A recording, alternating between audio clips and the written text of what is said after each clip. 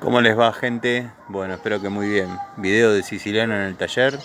Corrí, vamos a llamarle el pequeño bandido o el pequeño mini bandido, eh, para que lo vean desde otro ángulo.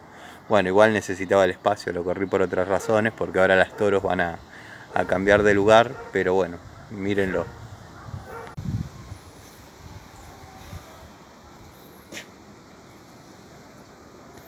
Acá tenemos el mini macetero, mini Fiat 600.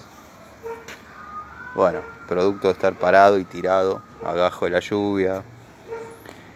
Acá en una de las casas que tengo en Aedo, se clavó la dirección, me parece que se bloqueó la caja, así que lo tuve que cinchar con otro coche para poder ponerlo en otro lugar.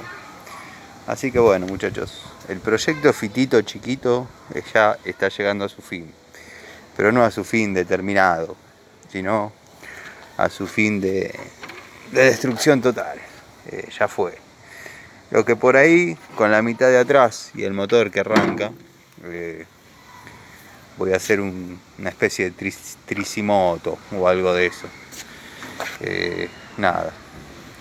Tiene poca presión de aceite, pero bueno, es el motor de un Fiat 600. En 2-3 días lo hago. Así que nada. Cuando estaba tirado ahí, todo en su lugar, parecía que estaba más lindo, ¿no? Así que bueno, espero no decepcionarlos, pero bueno, ya está.